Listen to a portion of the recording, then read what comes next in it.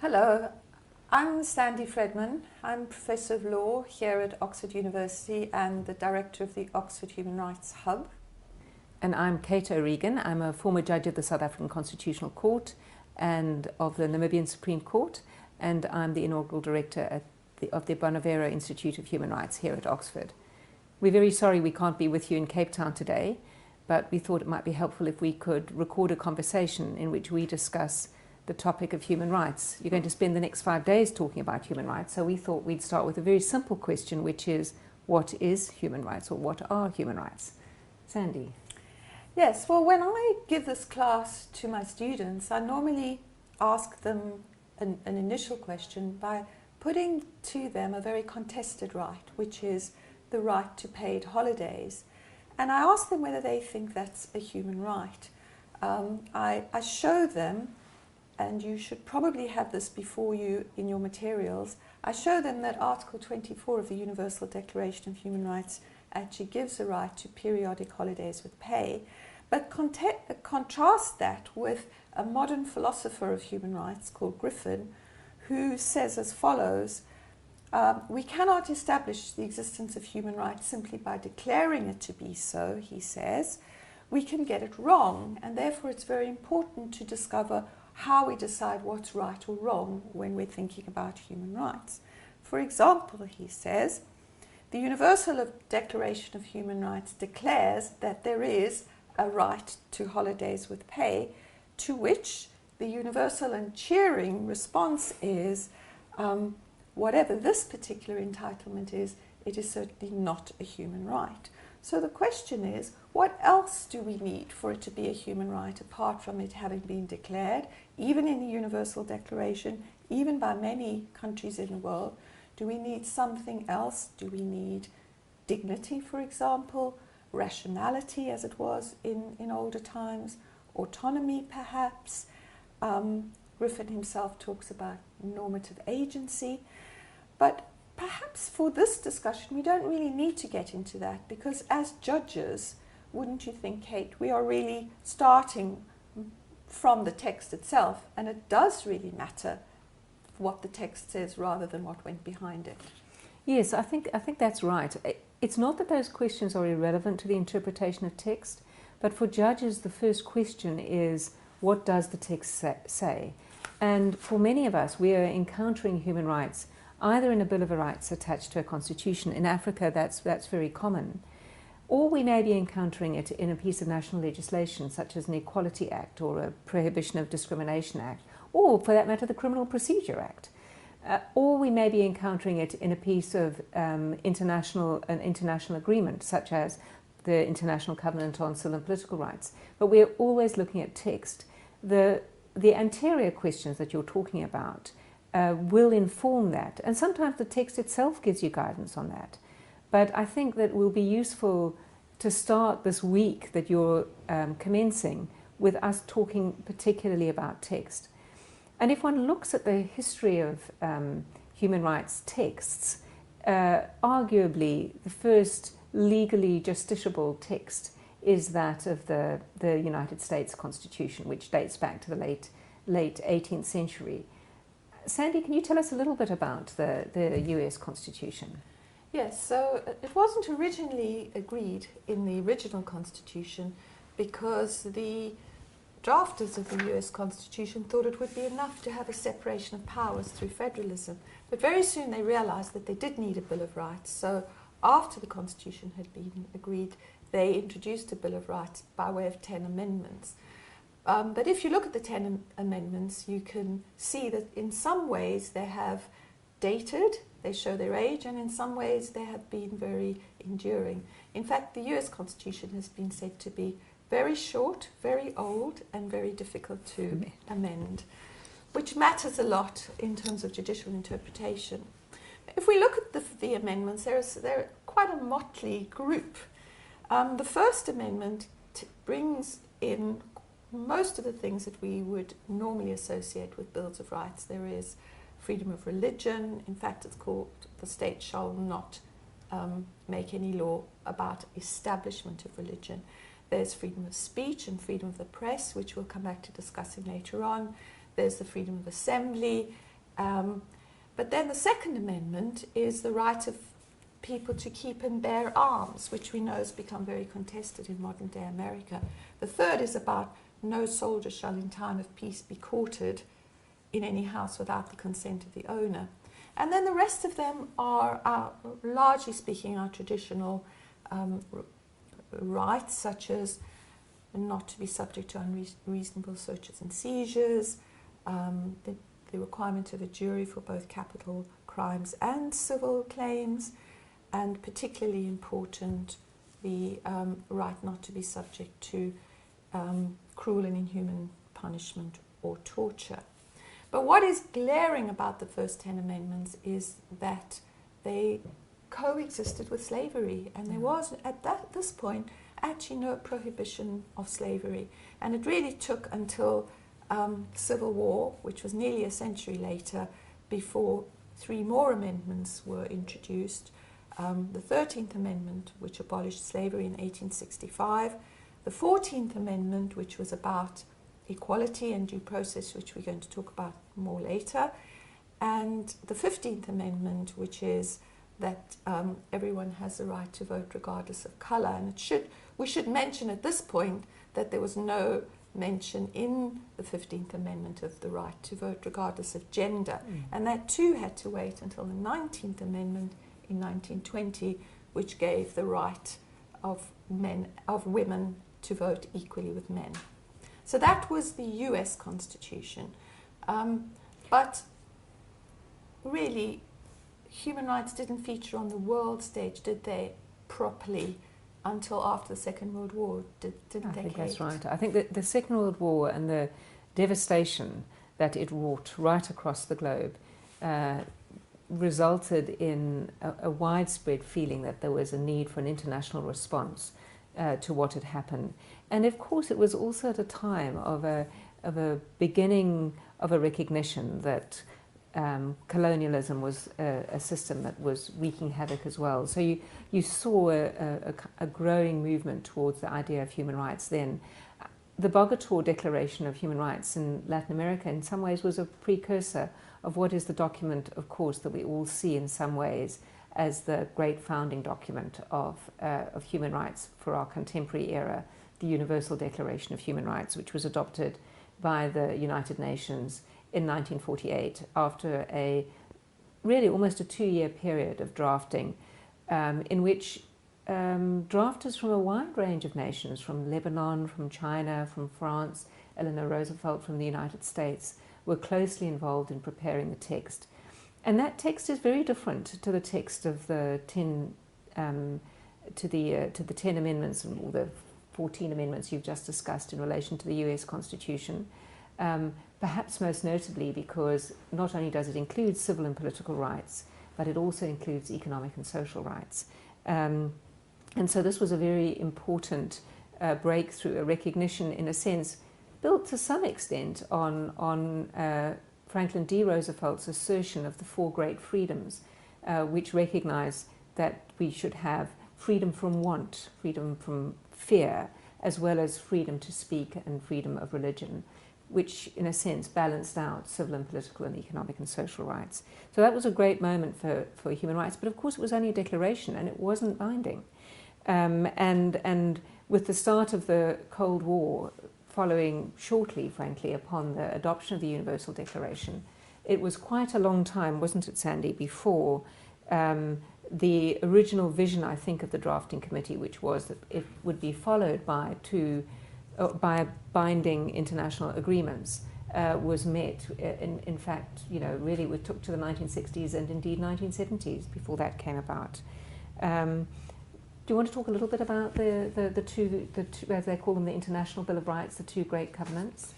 Yes, I think probably what's most striking about them is that this unity of rights that you mentioned from the Declaration was not sustained, and the architecture of the International Human Rights, the International Bill of Human Rights, has been to create 2 separate covenants, one for civil and political rights, which is the International Covenant on Civil and Political Rights, which was adopted in 1966, and a separate one, the International Covenant on Economic, Social and Cultural Rights, which was also adopted around about that time.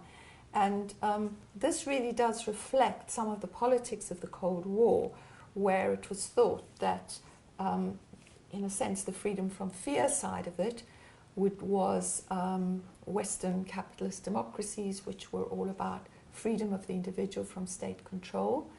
And those were the ones that were emphasized in the ICCPR, the International Covenant on Civil and Political Rights, whereas the freedom from want side of it was the one that was being endorsed and pushed by the socialist or the communist countries, who at least asserted that more important than freedom from state control was the state addressing people's basic needs.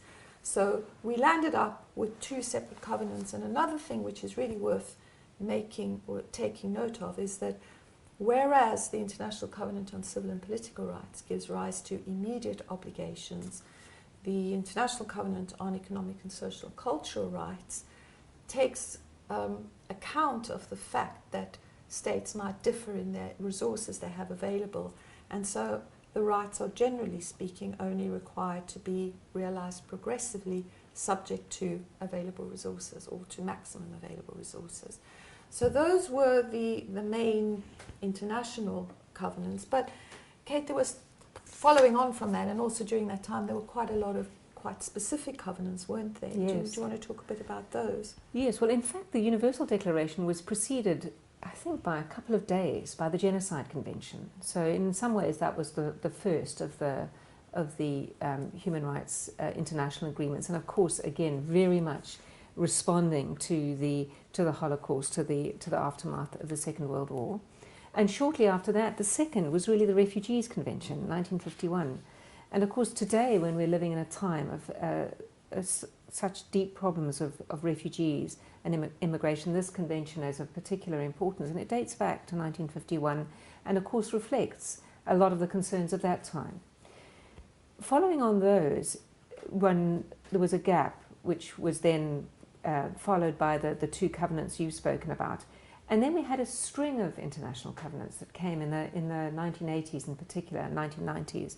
So the Convention on the Elimination of All Forms of Discrimination Against Women, the Convention on the Elimination of Racial Discrimination, Convention on the Rights of the Child, and the Disability Convention.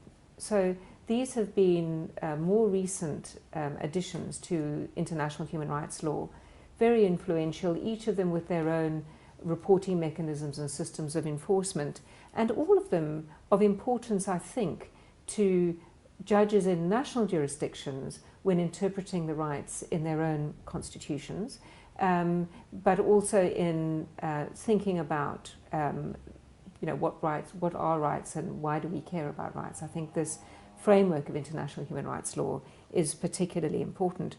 But of course, in addition to that, there is the move to regional conventions. So we saw in 1950 the European Convention on Human Rights being adopted, with followed by the end of that decade with a system of enforcement.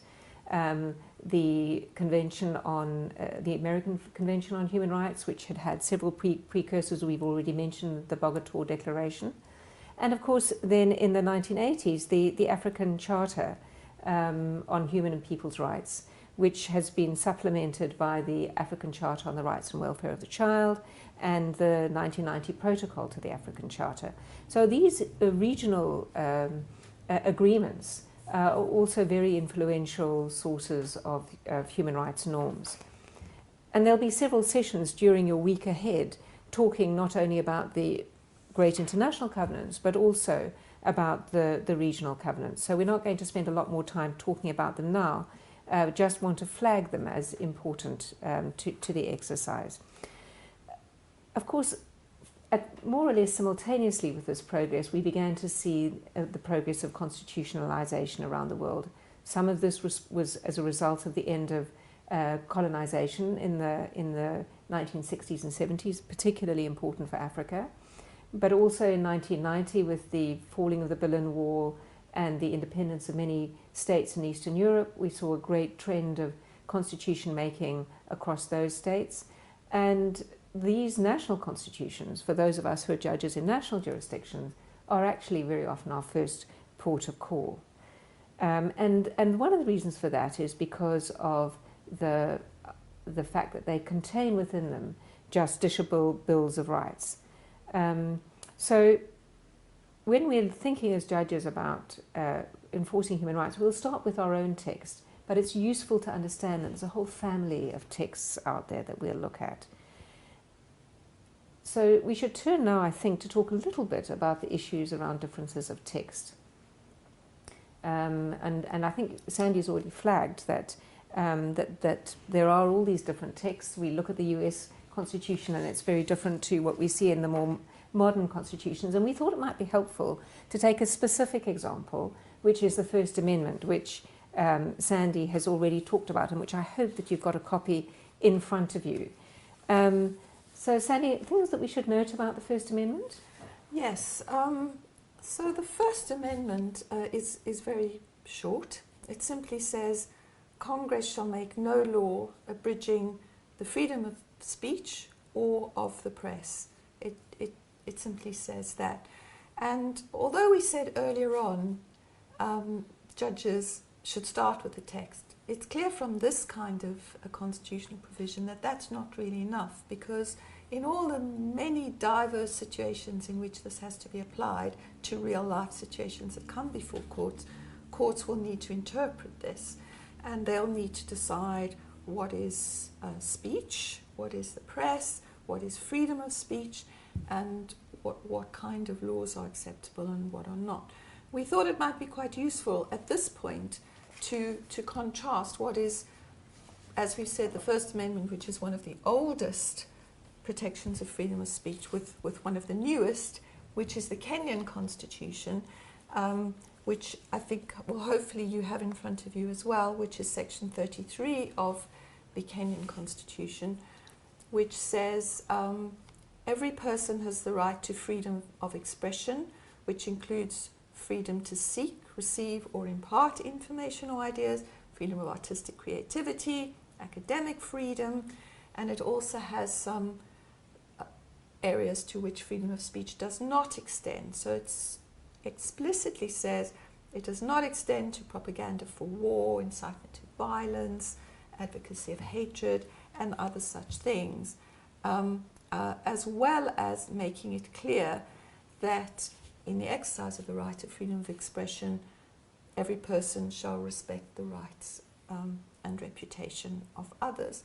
So faced with these two different, very different kinds of texts, and yet the animating principle is broadly speaking the same, the judge's task is really to interpret it, both in light of the fact that there's broad agreement internationally that there should be freedom of expression, but individual contexts of the particular jurisdiction within which the court is operating.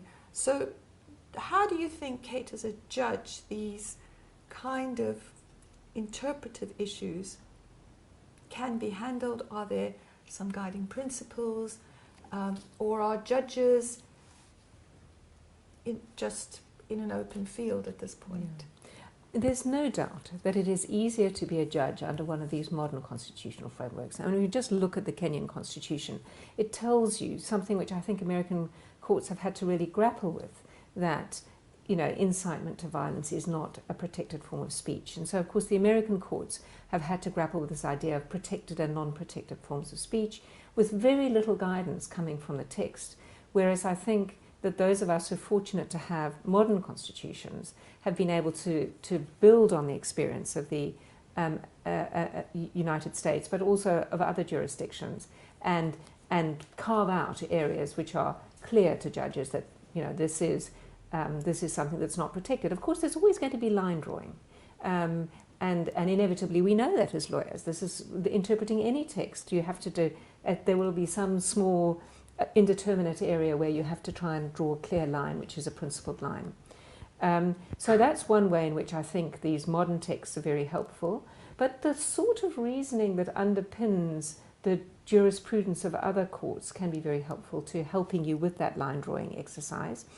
And of course, another very important set of rules which are in modern constitutions very often are overarching values.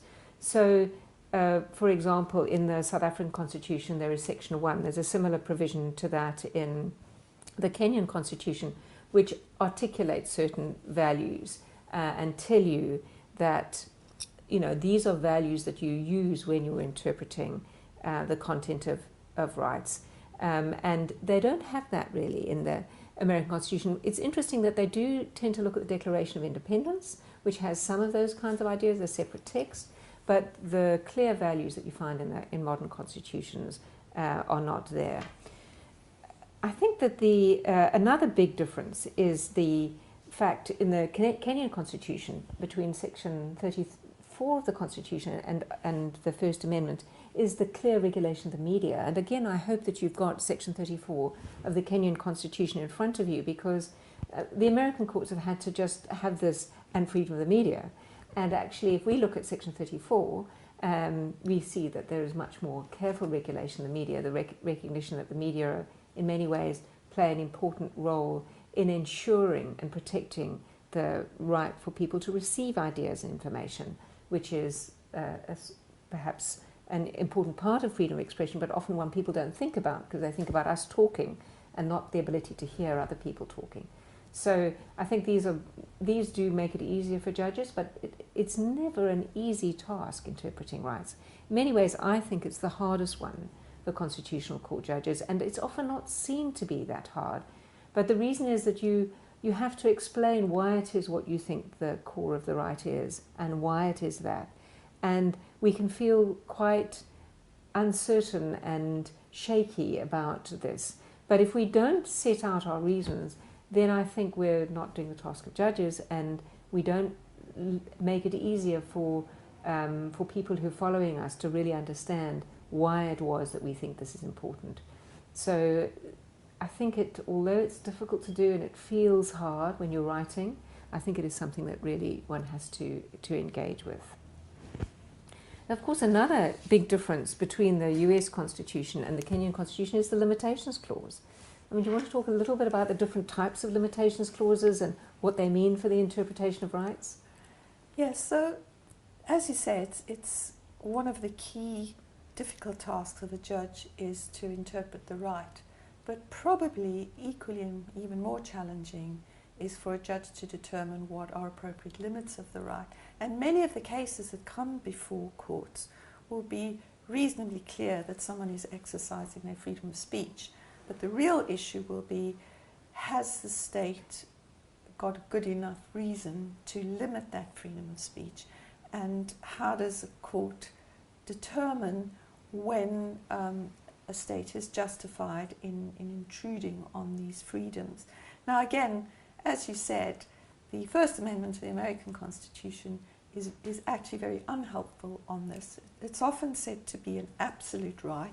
There is no express limitation in the First Amendment stating the circumstances in which a court could find freedom of speech appropriately limited. So the impression seems to be that freedom of speech should be unlimited. And the only way that courts in the US have been able to deal with that is by interpreting speech very narrowly, or interpreting some kinds of expression, which we might think of as expression, as not protected speech, so that they can bring in the kind of limitations which we see expressly in the Kenyan Constitution, such as incitement to violence, which the US courts call fighting words. And there have been many cases in the US about obscenity, about pornography, and it's much, much more difficult to work out justifiable limits if you have to pack them into the interpretation of the right itself. But it does show that the nature of the limitation, the way the limitation is set up, can affect the substance of the right. The Kenyan Constitution, like several other constitutions, including the South African and the Canadian, has got a separate clause, a limitation clause, which generally speaking in many constitutions, and you will have both the Kenyan and the South African one in front of you, work around proportionality. the important point is that because it is a fundamental right, the state has the burden of proving, has a heavy burden of proving that it's justified in limiting the right, and that there are usually some criteria for limitation which are set out. And then the difficult part comes in the balancing, which is very often expressed in terms of proportionality. So what has to be shown is that given the extremely important nature of the right, the fundamentality of it, the state has got a good enough reason, which cannot be achieved in any other way with less infringement on the right, to infringe on the right. What's interesting, don't you think, is also the difference between the constitutions which have a separate limitation clause, such as the Section 24 of the Kenyan Constitution, Section 36 of the South African Constitution, and bills of rights which may have what we might call internal limitations, for example, the European Convention on Human Rights. So Article 10 of the European Convention, Article 10.1 sets out the freedom of expression. Article 10.2 says what the potential grounds for limitation of the right are for speech, and then that limitation differs as between speech and the other rights, such as assembly, privacy, etc. And how do you think that matters, or do you think that's just a drafting? I have worked with a limitations clause in Namibia, which is different to the general limitations clause. So perhaps I could just say one or two more things about general limitations clauses. I think that this idea of proportionality that you've outlined is an important one. And what I think is important about it for judges is that you have to work on both sides of the proportionality. So it's not only saying this is an important right, but it's looking at the nature of the limitation of the right. Because one of the things we recognize about most rights is that they may cover a whole range of activity, take speech, but some of them will be much more core. So the idea that somebody may not publish political comment in a newspaper would be right at the heart of the purpose for which we protect speech, and a limitation would therefore require much more persuasive justification than a more marginal or less intense limitation. So that when you're working with proportionality, it's not only looking at what government says, but it's looking at what government says in the light of the nature of the specific infringement of the right before you. And general limitations clause allow you to do that very well. In fact, quite often commentators and academics will say that, in fact, bills of rights nowadays are all about proportionality, but I don't think they are. They're very much about what is the content of the right, why do we protect the right, and what is the nature of this infringement, and then is the government reason a good one. And that's, I think, an appropriate approach to dealing with general limitations.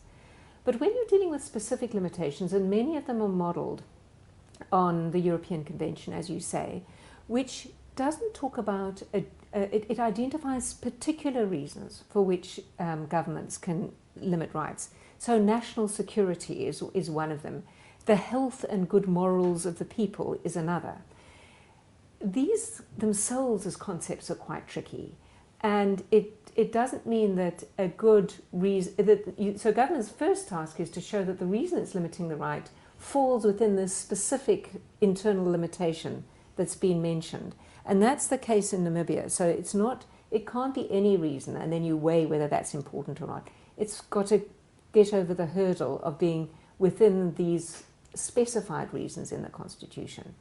And I think that can quite often mean that affect the way you interpret the right, and affect the way the proportionality exercise works in a way that is not, I think, as easy to work with, which is one of the reasons why I think that constitutions adopted, particularly after the Canadian Charter in the early 1980s, have often opted for this general limitations clause, and both South Africa and Kenya would fall within that. There's another type of internal limitation which I think it's important to talk about, though, and that's a little bit like we looked a moment ago at Section 33 of the Kenyan Constitution, saying the right of freedom of expression does not extend to incitement of violence. And so although some people might say that's an internal limitation, it's not really a limitation. It's definitional of the right. And I think when you're interpreting a text and you see something which suggests that the right doesn't extend to in a particular manner, like incitement to violence, the question you have to ask for yourself, is this definitional? Is this about what is in the right? Or is this about what the right may be limited by? And very often it's quite clear. I think Section 33 of the Kenyan Constitution is a very clear example of definitional exclusions in the content of the right. It can be a little bit more difficult when we turn to equality clauses. And the classic example there is Section 9 of the South African Constitution, which talks about unfair discrimination. It prohibits unfair discrimination.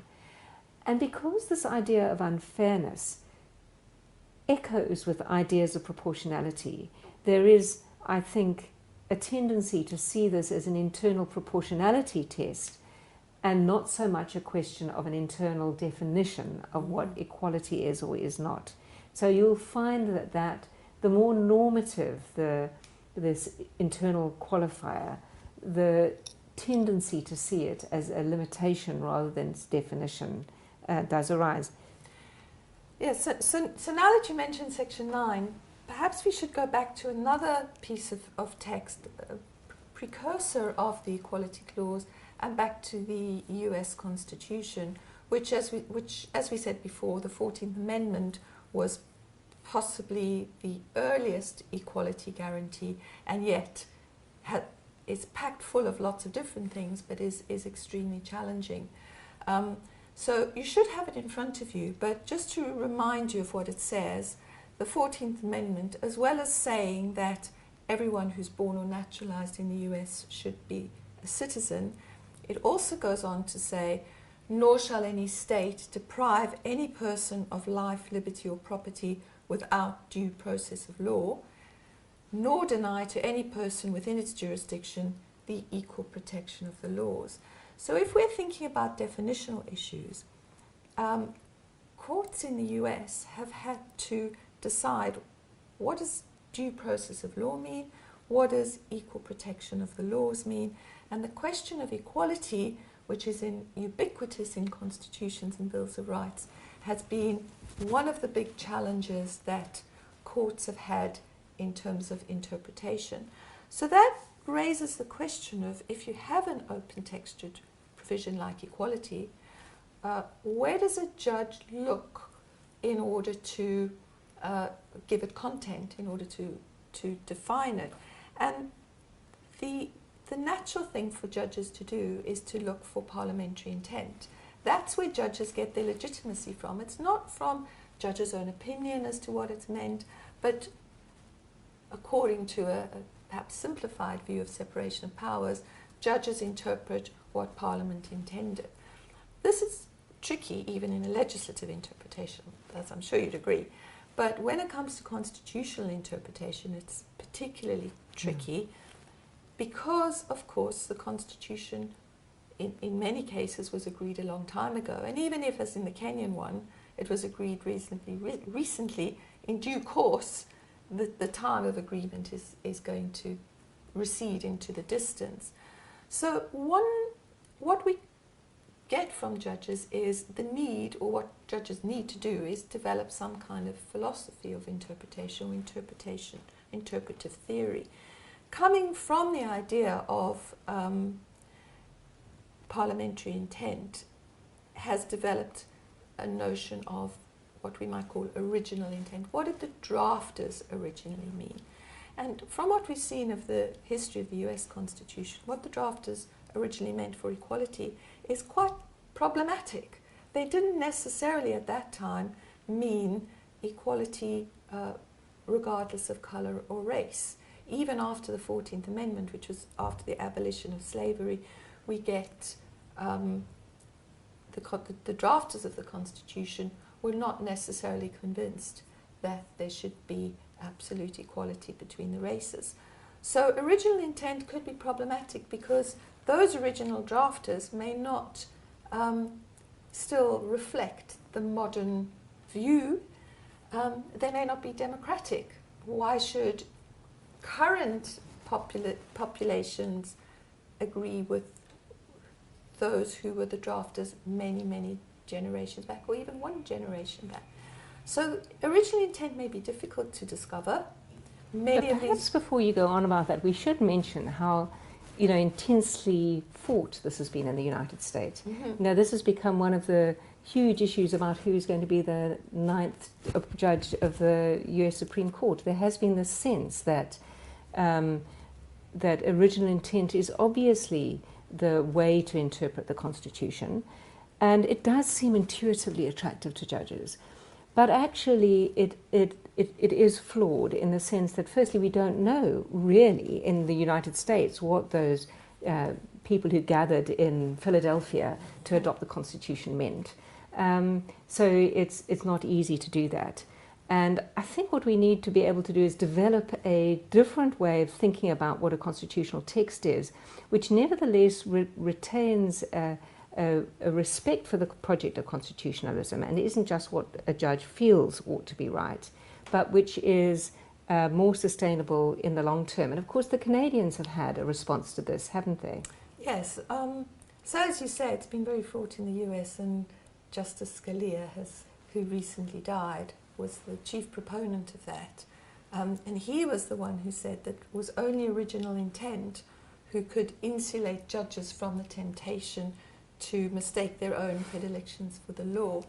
On the other hand, the Canadians, when they agreed their charter, even though it's a relatively modern charter, very quickly came to the view that it was impossible to discover what the drafters meant. Not only that, but the drafters should not be the final authority, but the current court should be on what the meaning was. So the Canadians began to develop a notion of what they call living tree. And the importance of living tree is that it is responsive to the current context, but it does have its roots in history. So I really like the tree metaphor. There are lots of other metaphors that have been used. There have been living constitutionalism, there have been, the European Court has a different way of talking about it, but the tree idea has been elaborated in Canadian courts quite as a metaphor for the idea that you don't lose your roots in the text or the roots in the history, but nevertheless a constitution is able to grow with its times and be responsive to the times. And of course it's interesting that the South African Constitutional Court chose a tree as its symbol, because it has this very much, both the idea that this represents the document, but also that a tree protects and shades, and underneath in the South African Constitution there are the people standing underneath the tree. So there's an interesting connection there between the two. And I think the Kenyan Constitution, if I'm correct, has a clause in it which says the Constitution continues to speak, Right. or is continually speaking. So it almost invites or mandates courts to see itself as developing the meaning. Right. But that leaves us with the question of where do judges get their compass from? Is there still a risk, as Scalia would say, that judges are just bringing in their own personal beliefs, politics, illegitimately? And how do you think courts can protect against that? Well, that's obviously a big question, which we can't answer completely today. But I think the first thing to do is to recognize that it's important for judges to give their reasons. Mm-hmm. Because if you explain why it is that you think a right means something, becomes a falsifiable proposition. It allows other lawyers and other judges to engage with your reasoning. If you work just in the language of assertion, then it's much more difficult to engage. So I think the first lesson is give your reasons. The second is, as we've talked about it, context is important. A constitution is for a particular country, and in South Africa, of course, our history of apartheid, colonialism, exclusion, racism are really important factors in the interpretation of the Constitution, and every nation will have its own particular issues that inform the interpretation of it. The last thing I want to say, which we haven't really had full time to talk about, however, is the whole question of the proper role of courts in a modern democracy, because we've talked about the difficulty of interpreting text, but it's also important for judges to have a grasp of the fact that in a democracy, most of the policy decisions of the day need to be taken by the politically accountable branches of government. So when one's interpreting a text, one needs to always think about ensuring that constitutionalism does not close down politics, but preserves the proper space for political contestation.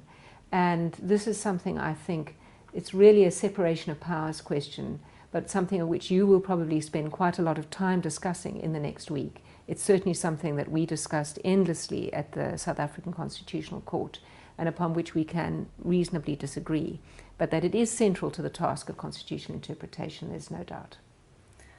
Which is always the spectre of the Lochner and New York case, which I'm sure everybody's very familiar with, which is when after the Great Depression, the US government tried to bring in a lot of social legislation in order to get the economy going, and the courts were very resistant to that. And the particular case we have in mind is the case in which an employer, a baker, challenged working time regulation. The employer challenged the fact that the state had limited the number of hours that it could employ its employees. What the court said is that that goes against the basic freedom of contract. There should be freedom for the employer to employ its workers for 80 hours a week, 100 hours a week, whatever, because workers and employers were free to agree. So the spectre for all modern courts is that courts will cut across what are more policies which are more appropriate for legislatures in the name of one kind of understanding of human rights, which really brings us back to the beginning of the question of what is a human right and what role justiciable human rights play within the modern state. So we've seen that human rights do play an important role, but that they present many challenges in their interpretation, in their context, in the role of the judiciary against the legislature, and we're sure that this will be some very interesting material for you in the rest of the week, and we hope that this has given you food for thought, which you can continue to develop throughout the rest of your course. So we're sorry Thanks. Not to be with you, and wish you all the very best for the rest of the week. Absolutely. All the best to all of you. Thank you very much.